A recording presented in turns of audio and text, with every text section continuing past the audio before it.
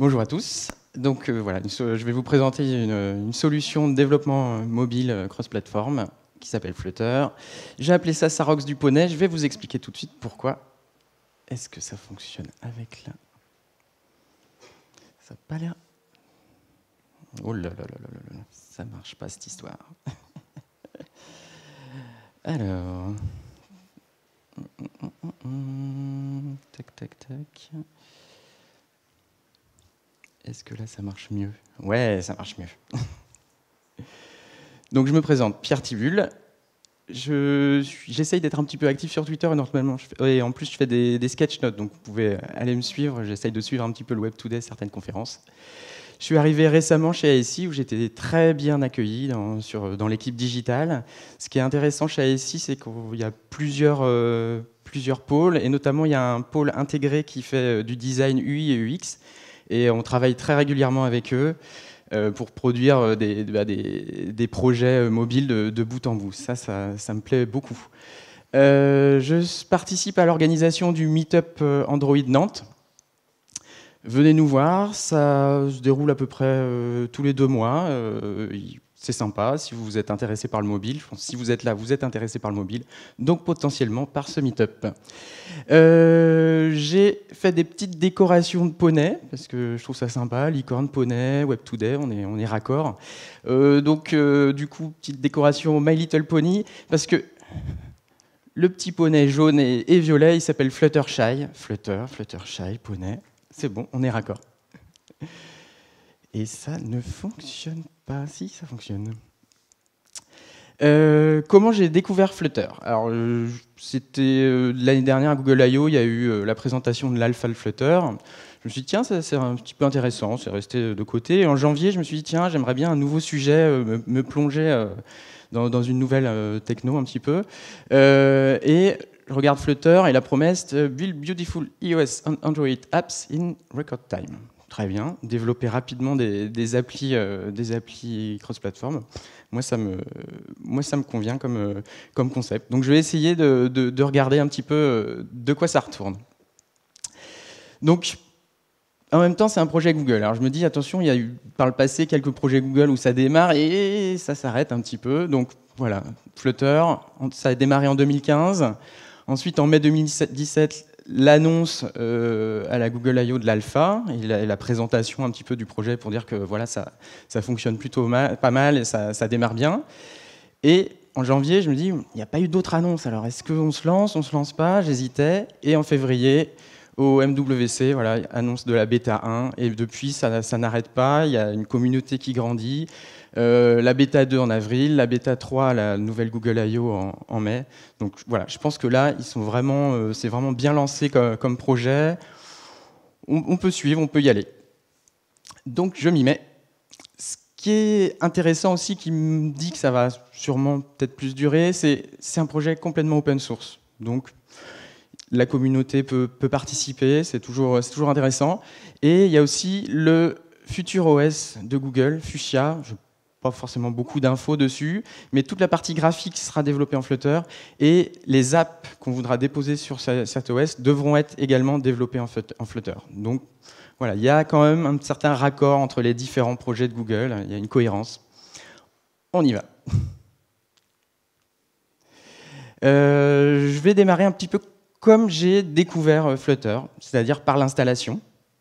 Alors c'est assez sympa, on télécharge le projet et ensuite il y a une ligne de commande, Flutter Doctor, qui va analyser tout ce qui est installé sur notre ordi et on va savoir s'il faut lancer des petites commandes, récupérer des différentes librairies.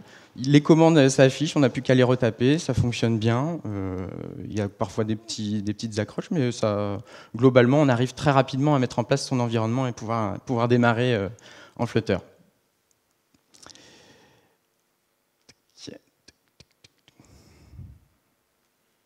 Et voilà. J'étais où? Je vais peut-être faire avec ça, ça va être plus simple. Voilà. Flutter propose plusieurs environnements de développement. Choisis ton camp.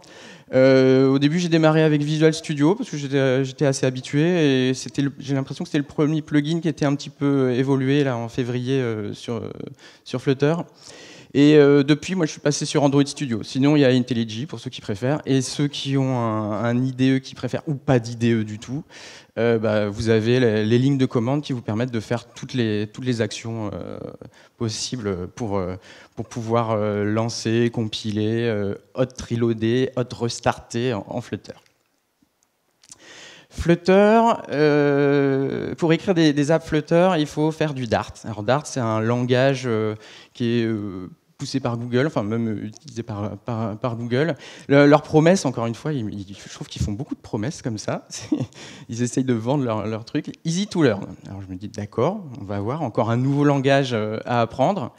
Et je trouve qu'après avoir un petit peu pratiqué, effectivement, c'est easy to learn. Alors j'ai été voir des projets un peu complexes où je me dis, oui, je suis peut-être pas encore à ce niveau-là, mais pour démarrer à faire des petites applications en Flutter et s'amuser, vraiment, c'est très facile, il n'y a pas de grosses sucreries. Et même, il y a comme ils appellent, des sucres syntaxiques, il y a des choses très élégantes à écrire, ça va très vite, on fait très peu de code et ça fonctionne assez bien. Voilà. L'autre avantage du Dart, c'est que c'est interprété, ça peut être interprété et ça peut être compilé. Interprété, notamment, du coup, on va pouvoir coder et il va y avoir le hot reload qui va afficher immédiatement les modifications sur le device ou sur notre simulateur. Et compiler, bien forcément, quand on va pousser l'application en mode release, elle va devoir être compilée, sinon quand même les performances sont un petit peu moindres. Hop.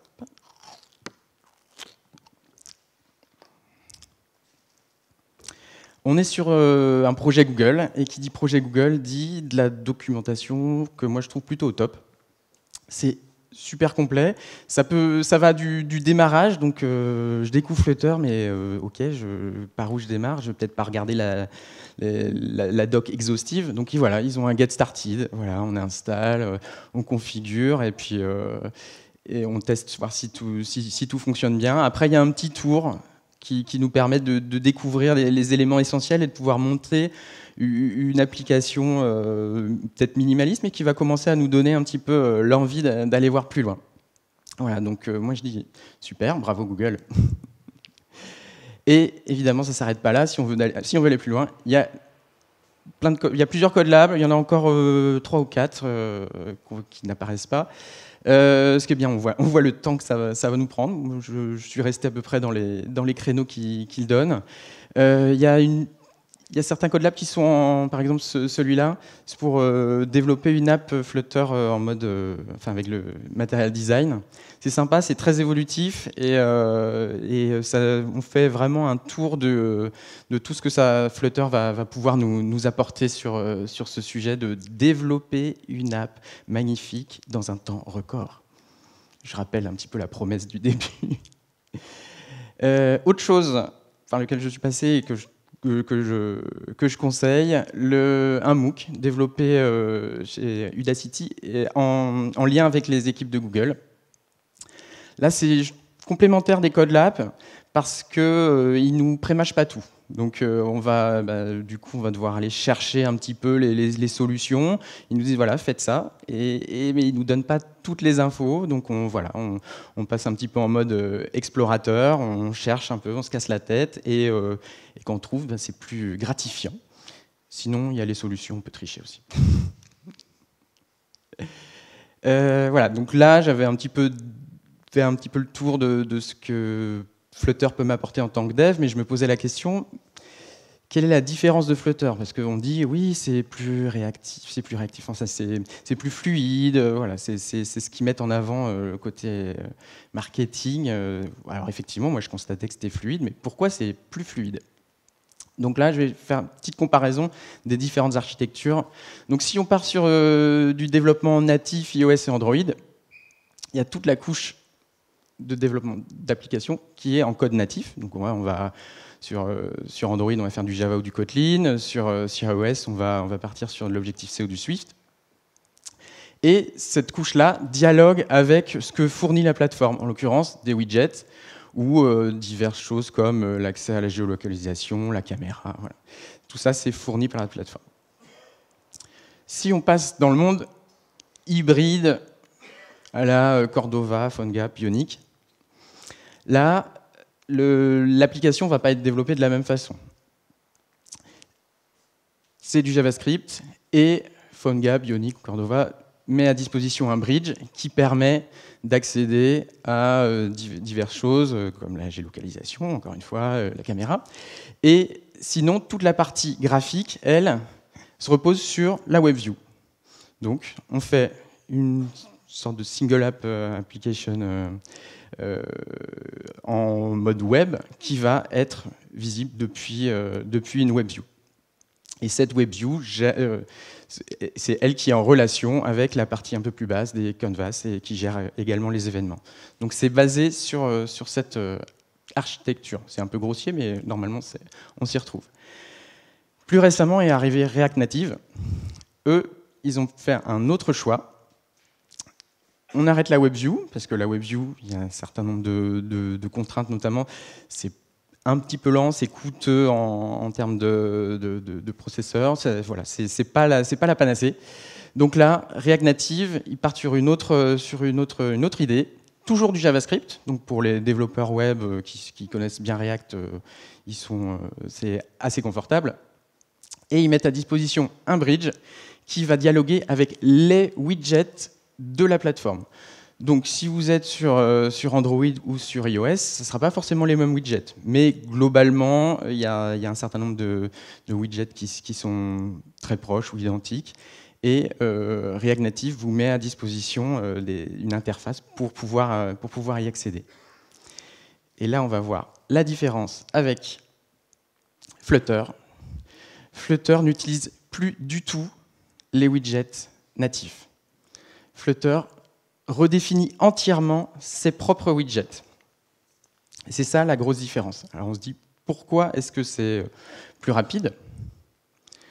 En fait, en React Native, s'il y a beaucoup d'allers-retours par le bridge, il peut y avoir un engorgement, et donc on constate parfois des chutes de la fluidité.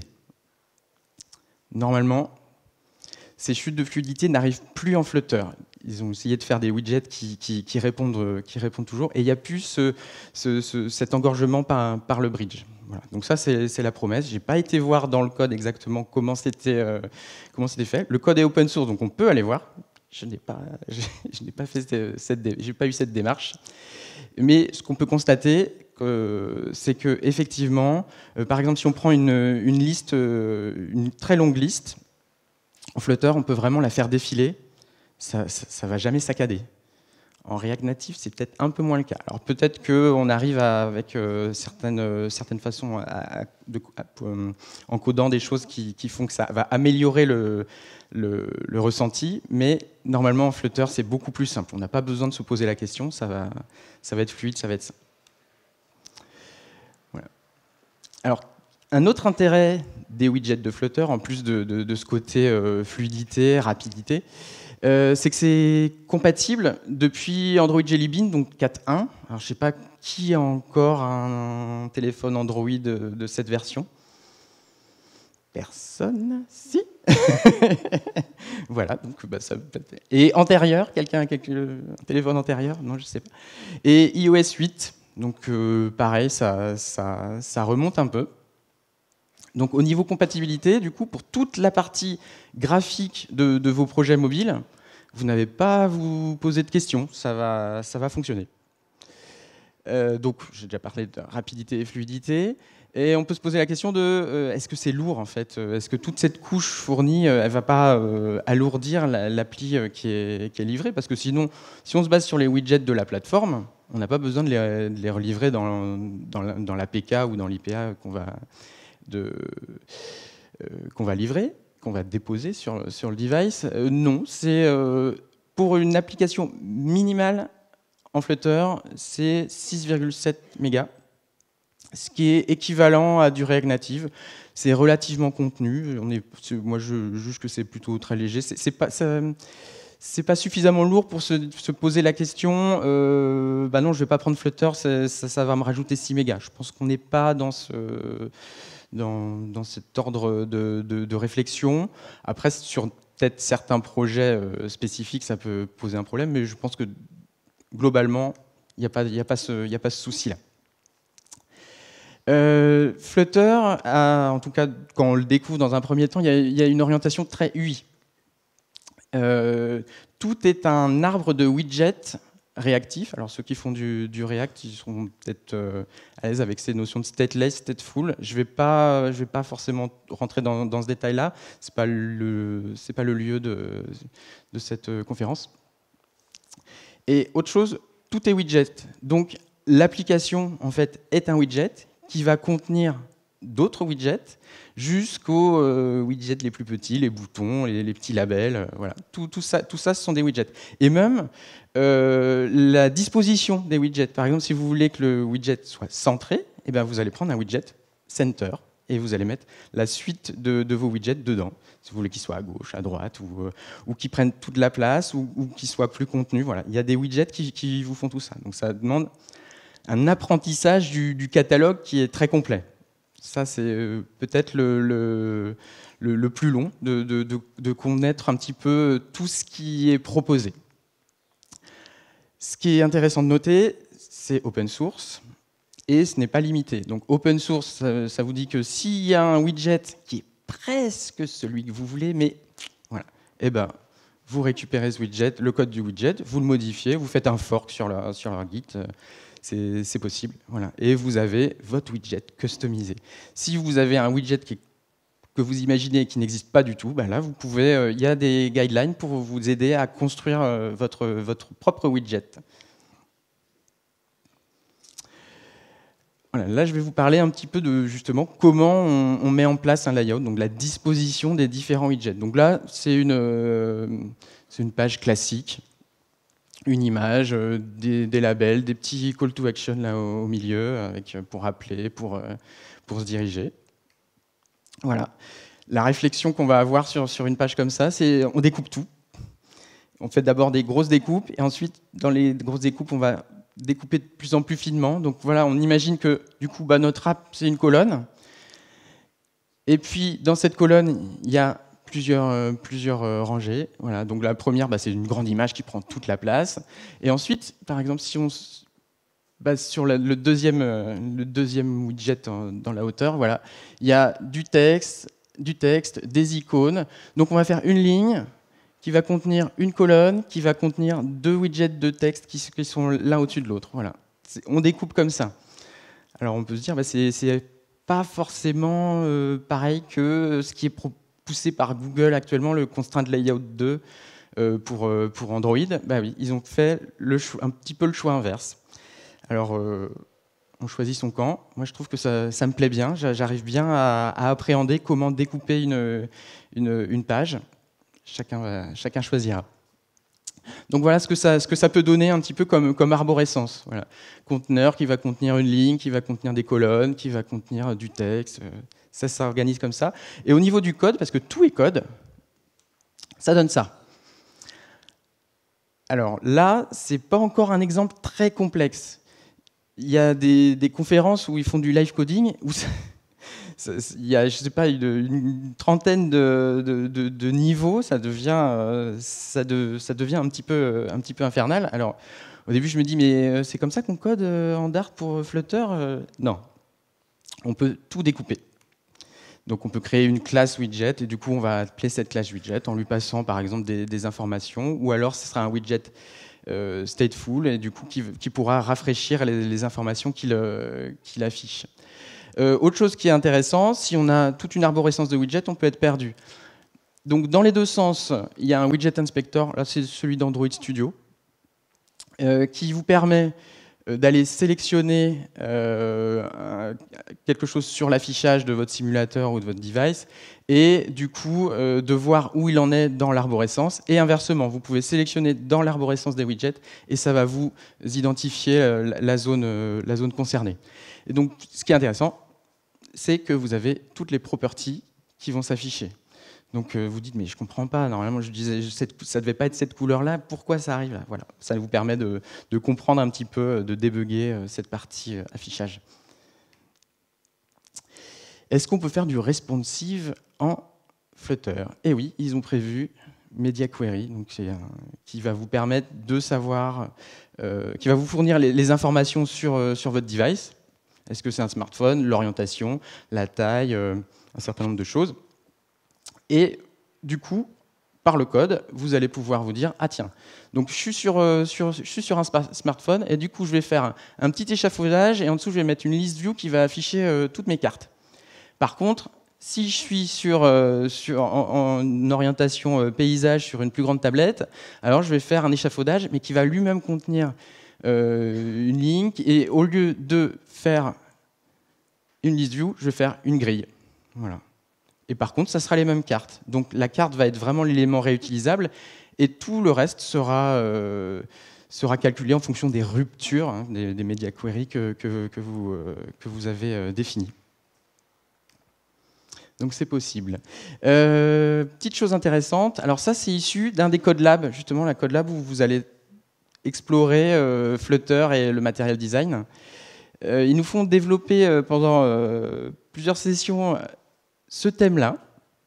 Donc on va définir le thème, les couleurs, le côté biseauté des zones de saisie. Voilà, ça fait un affichage assez sympa. Et puis à la toute fin, ils disent « Ah, et si on changeait le thème ?» Et donc juste en faisant copier-coller du thème, on change complètement l'application.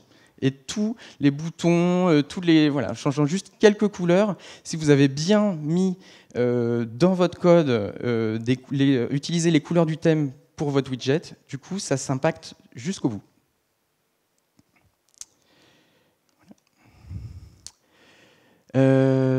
Flutter, lors de la dernière Google I.O. en mai, il y a eu l'annonce de Material 2.0 et Flutter est arrivé en présentant le fait qu'ils étaient 100% compliant avec Material 2.0.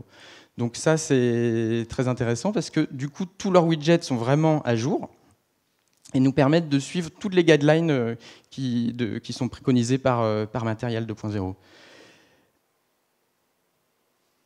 À l'inverse, il y a aussi la partie iOS. Alors du coup, je dirais que c'est peut-être un petit peu le parent pauvre de Flutter. Comment faire un seul code pour des apps natives Android, ça va, mais iOS également.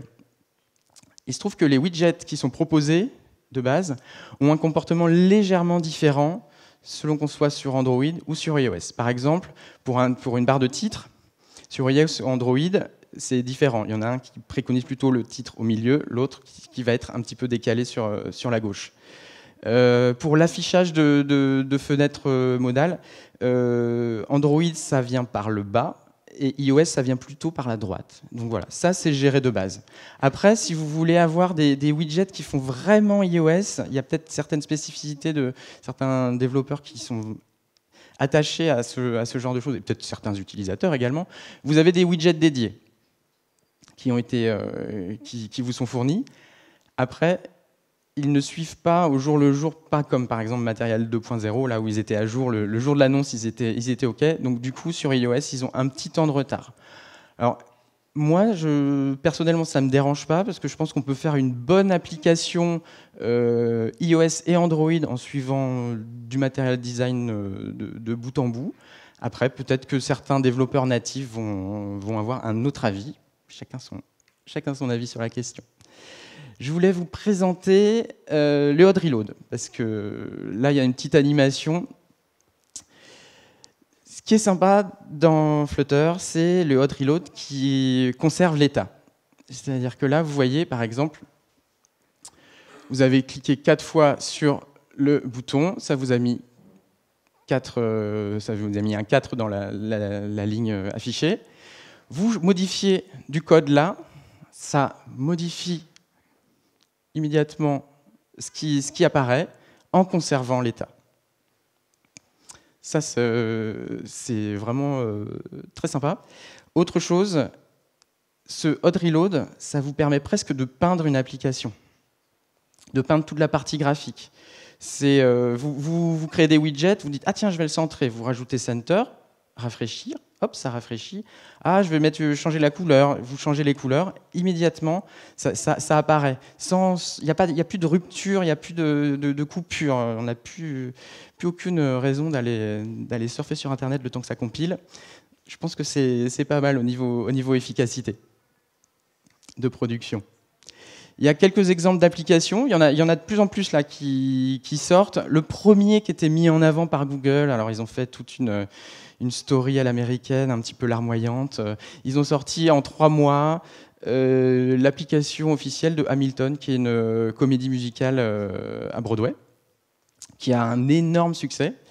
Voilà, donc si vous voulez aller voir un petit peu cette vidéo qui raconte comment ça s'est passé et que c'était magique et que c'était super, l'interaction entre les équipes de développement d'Hamilton et Google, vous pouvez y aller. Au final, l'application est plutôt sympa, ça fonctionne bien. Vous pouvez la télécharger pour vous rendre compte. Autre chose plus intéressante selon moi, c'est la Flutter Gallery. Ils mettent en scène quasiment tous les widgets disponibles. Donc vous allez pouvoir vous rendre compte déjà de la fluidité, si vous voulez voir un petit peu à quel point c'est fluide. Et aussi, pour les développeurs, avoir une petite idée de tout ce qui existe sans avoir besoin de parcourir la doc, le catalogue des widgets. C'est open source, donc on a le code. Donc si on se dit, tiens, mince, comment ils ont fait ça? Voilà, très simple. On peut s'inspirer de cette application, même en allant regarder leur code. Voilà, du coup, à la question, est-ce que ça rock du poney? Moi, je dis plutôt oui. Donc, pour l'instant, chez IC, on n'a pas le Flutter dans notre offre. On propose du React Native, du Ionic. Il y a aussi des équipes qui gèrent du développement natif. Mais voilà, moi je vais pousser pour que peut-être à la rentrée en septembre, là, si on arrive à trouver un projet sympa et qui peut fonctionner sur Flutter en prenant peut-être des petits risques, mais ça peut être vraiment sympa de se lancer là-dedans. Voilà. Est-ce que vous avez des questions?